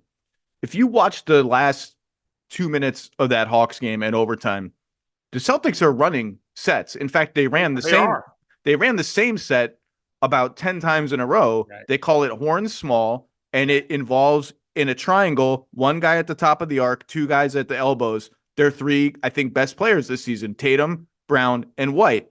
Right. And one of them enters the ball to another at the elbow. There's a bunch of screening action. They go from there. It's a good idea. Like, it involves your three best players. There's some movement built into it. It involved DeJounte Murray, and if you get him switched on to Tatum or Brown, that's a matchup they can bully. Tatum bullied Vit Krejci a couple of times out of that action. Derek White got a three when the Hawks messed up a switch. So they ran stuff. On the other hand, a lot of times it just sort of was slow and mucky and devolved into just Tatum against the world. And I think one of the tug of wars that the Celtics are going to have internally is like, hey, man, you're an amazing player. Jason Tatum, amazing. First team All-NBA, second team All-NBA, whatever you want to put him. I'd probably put him first team right now. Me too. Like it's not working that well, particularly when you don't have a mismatch. And while that horn small was happening over and over again, in one corner stood Drew Holiday doing nothing with Bogdan Bogdanovic on him. And the other corner stood Kristaps Porzingis doing nothing with Clint Capella on him. And I just was screaming at my screen saying, can they just have Porzingis set one pick? Give me a pick and pop just to get the floor moving a little bit. Make Clint drop. Maybe they rotate a guy at Porzingis and the passing game starts. Get Bogdan Bogdanovic involved. Like, Drew Holiday's good. Have him come set a screen for Jason Tatum. Just give me a little more juice and variety. That's all. Okay, go. Give me your three other good to greats. I suspect we've mentioned two of them. Oh yeah, you have in this conversation so far. You've mentioned two. There's a third. I'll go to the one you haven't mentioned. What I guess they call them AE because we're lazy now with our nicknames. I grew up when we had some real nicknames, right? I had all the posters on my wall, the Iceman and all of them. Anthony Edwards has made the leap, right? He's made that jump, and again, it's as the other two guys on this list and what we just mentioned with Derek. It's just really hard to do. 89th percentile last year, 96th percentile in EPM this year at plus 4.6. He's top 6% on offensive EPM. He's top 10% in the league in defensive EPM. And that's what jumped it for me. Is he didn't just improve on offense, which everyone assumes is going to happen. He made the jump defensively. He's at a career high now, 65% finishing at the rim. Career high in mid-range, which isn't great at 38.7. It's still the best he's done. 82.9% from the line. His assist rate is up. His turnover percentage is down. 58% true shooting. Points for 40 up to 27.4. No, 29.7. 27 last year. Up to 6.3 free throws. And there are 42 to 51 wins. And Rudy Gobert didn't get better. And even McDaniels, to me, has been a little bit disappointing. Edwards has been the absolute engine behind it. Forget his highlights are his highlights, but he has been a possession monster on both ends of the court. And for that, I have to recognize it because it's the hardest jump to make. He could have just tweaked up a little bit. No, he made a big leap. 89th percentile to 96, and overall effectiveness, not just one side. I had to recognize that. So depending on how you qualify Tyrese Maxey, whether he's in this group or not, I didn't have him in this group, but you could if you wanted to. I would say there are at least three guys I would have said were established stars or superstars coming into this season who I think belong in this discussion, despite what they had established coming into the season. Mm-hmm. SGA is one. We talked about him. Brunson is another. Now, Brunson hadn't made an all-star game before this season, but I think we all knew, like, this is an all-star caliber player. He was on the fringes of the all-NBA discussion last year. Like, he's made a leap, but I think he was already recognized as like the leap is big enough that he belongs in this conversation. Anthony Edwards was the third. And I just co-signed everything you said. He's just a better all-around player. And much like the case with SGA and Brunson, he has maintained his efficiency, actually increased it, decreased his turnovers under a higher level of responsibility and usage, particularly in the last 12 games with Karl Anthony Towns out. A span in which, by the way, the Wolves are 8-4, 17th in offense, 5th in defense. So their profile has not really even changed all that much. Right. Beat Denver over the weekend in Denver. Denver did not have Jamal Murray, so I don't really read a lot into any Denver loss without Jamal Murray. But it is an interesting matchup, and their size does give Denver some issues. They did the same thing with Naz Reid as they do with Cat. They put Naz Reid on Jokic and had Gobert on Gordon, and had Gobert kind of rove around and try to muck things up along the baseline. And Naz Reid has been really good in place of Towns. But Anthony Edwards is just, I mean, the craft. I've talked about it before. The craft, the decelerations, the bank shots, the step throughs. Like, this guy is in the lab, obviously working. And I'm glad you brought him up because he's on my list too. Yeah. So, I want to go back to just connect to something you said regarding Jason Tatum, who has arrived as one of the world's best players. It's a quote from Pop that when he was asked, what is it that happened to Kawhi when he made the jump to be from very good to one of the best players in the world? And Pop said, and this is a quote I use to my young players all the time. He said, he made the jump when he learned that when I run a play, it's not for him to score, it's for us to score. You have to always be mindful of that. And so when I watch games, I'm always thinking about that prism when I'm watching the world's best players. Are they really thinking, okay, the hero shot's better? Because you shouldn't. We're trying to score as a team. It's an us score. It's not a me score. And I think Edwards has gotten really at such a young age. I just think he gets it. It's about the right shot, the best shot. And it doesn't have to be me that does it with my gravity. I can make it happen. And then the other thing, you said this regarding the Celtics and Porzingis screening is to me the single smartest nugget of wisdom I've ever heard a coach say. Hubie Brown wrote, and he and I talked about it once. We set screens for one reason: make defenders think. And so, to your point with Boston, and now we'll see with Minnesota, as their offense could be kind of dry in the regular season, it'll be worse in the postseason. Set more screens, make defenders think more, because they'll think poorly. They'll make bad decisions if you do it fast, right? Indiana has the blur screen action. They're I call blur ball. They're flying around. You got to make a decision instantaneously a lot. So I like to, when I watch these guys, I like to evaluate, are they wait for the ball kind of guys? No, the best ones are recognizing that. So I don't get to, my last two, Brunson and SGA, are self-explanatory, other than to say what SGA has done is I think he's the MVP. I can't believe he isn't the favorite for the MVP now that Embiid's out, because he was clearly deserving. Zach, I don't understand. His metrics are so far above. His metrics are above where Jokic was and Embiid was the last couple of years. His metrics are extraordinary. He's become an elite defender. I didn't see that coming. It's amazing. Don't quit on young players, teams. Like, he was pretty good when he was young. No one ever saw this. He worked at it. He's become obviously his percentile is incredible, but he was a very good defender last year. He's the 96th percentile on defense this year, according to dunks and threes, which is just one of many.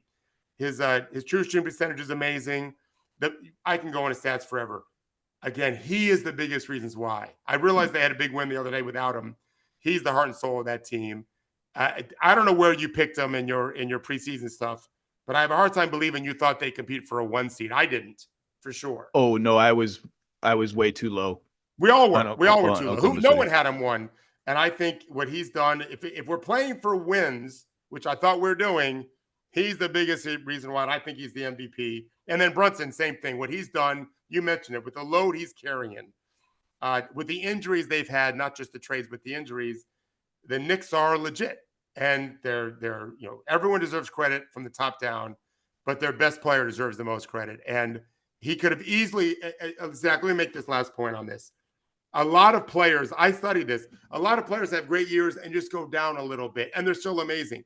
All these guys I mentioned have found a way to continue to, they just went up. They went up considerably in terms of percentages. And what Brunson has done in the teeth of everything the Knicks are facing, he and SGA both deserve to be, as I saw it, in my top 10. I'm just now going to read a list of names of guys that deserve a little love. Ayo Dosunmu, Peyton Watson, Cade Cunningham, Jalen Duren. Some of these guys are not going to be eligible. Yeah. Simone Fontecchio, I like saying his name. Yeah. Vince Williams Jr. Herb Jones, who we should have mentioned earlier, frankly. His shooting improvement, his playmaking improvement have been massive. Yep. Dante DiVincenzo feels like maybe more of an opportunity case, and boy, does he have a lot of opportunity. I don't know if he's come out of a game in the last 2 months. Isaiah Hartenstein, more than an opportunity case. He's been unbelievable. Unbelievable. Grayson Allen, Denny Avdia. He's on my special mention, as is Isaiah, along with Kuminga. And by the way, I have Jaylen Brown. He had a career year. Jaylen Brown had a career year when he just got paid as a max guy. Again, it just recognizing how hard that is. Oh, I got Nickeil Alexander-Walker, Hachimura, Keegan Murray. Those guys. Hachimura, that's a great name too. Not eligible. I don't think he's going to hit the game. Dean Wade improved. Like there's here's the funniest one, because he wasn't in the NBA last year. Dante Exum has gone from out of the league to way better than he ever was when he was in the league before. So I included him too. He is not going to make the games limits, so that's why he wasn't on my list just now. I have a longer list of guys who are like, oh, he's not eligible. And Sam Merrill maybe deserves a little bit of a mention. Jabari Walker. Okay, we're just two guys naming guys. No, but that's good though. Karis LeVert, Scotty Barnes isn't going to qualify. Those guys, listen, I'm in the development business. When you improve, I better take notice and mention it. David Thorpe, just indispensable knowledge. Subscribe to TrueHoop. Listen to David Thorpe talk about basketball. Are you game to reconvene in a couple weeks to do our annual 8x8 first round playoff rapid fire madness preview? I appreciate you asking because I have to start now to be ready then. There's a lot of stuff we do, but yes, sir. Thank you. So there's a lot in flux. Okay. Thank you, sir. Be well. David Thorpe, everybody.